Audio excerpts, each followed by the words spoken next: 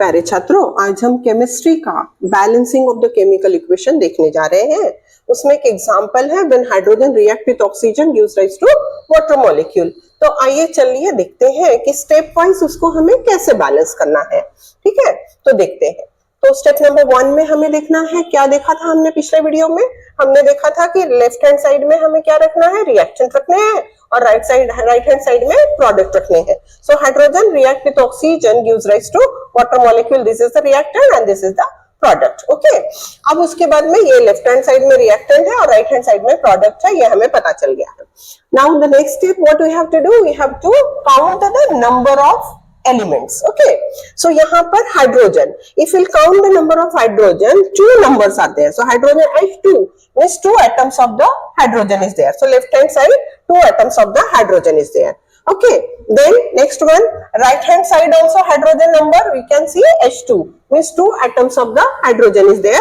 It is already balanced. Okay, now next comes the oxygen. Oxygen left hand side means reactant side, 2 atoms of the oxygen is there, and now right hand side what will be the oxygen? Number of oxygen become 1. Okay, यहाँ पर एक ही oxygen है। तो अब हमें देखना है, ये तो हाइड्रोजन तो ऑलरेडी बैलेंस है, बट ऑक्सीजन यहाँ राइट हैंड साइड में सिंगल है। हमको थर्ड स्टेप में लिस्ट नंबर लेना होता है। तो लिस्ट नंबर हमें कहाँ दिखाई दे रहा है? यहाँ राइट हैंड साइड में लिस्ट नंबर दिखाई दे रहा है। ठीक है, तो हमें पहले इसको ही बैलेंस करना होगा, और यहाँ लिस्ट नंबर है इसलिए हमें ऑक्सीजन को बैलेंस करना होगा। ऑक्सीजन को बैलेंस करने के लिए अब हमें क्या करना होगा, यहाँ 2 है तो दोनों जगह यहाँ 2 है, यहाँ 1 है, तो हमें यहाँ कोएफिशिएंट ऐड करना होगा।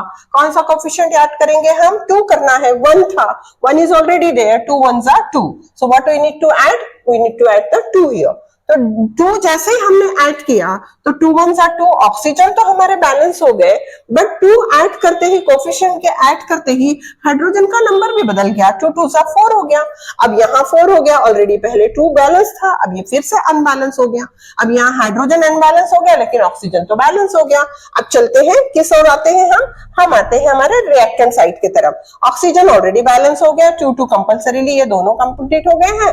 नाउ दो हाइड्रोजन के लिए आते हैं। हाइड्रोजन में यहाँ 2 है, यहाँ पर 4 है, इधर 2 है, यहाँ 4 है, तो very important thing is that we need to insert coefficient 2 here. ठीक है, तो हमें यहाँ क्या करना पड़ेगा, ऑक्सीजन बैलेंस था तो हाइड्रोजन के लिए हमें यहाँ पर क्या करना पड़ेगा, यहाँ पर हमें 2 इंसर्ट करना पड़ेगा। और जैसे ही हम यहाँ 2 इंसर्ट करेंगे, ट्वाइस H2, हम यहाँ ट्वाइस H2 के बराबर 2 2 जा 4। तो आप देखिए लेफ्ट हैंड साइड में 2 2 जा 4 हाइड्रोजन है, राइट हैंड साइड में भी 2 2 जा 4 हाइड्रोजन है। ऑक्सीजन 2 यहाँ है और ऑक्सीजन 2 यहाँ है, मतलब हमारी केमिकल रिएक्शन जो है वो ऑलरेडी बैलेंस है।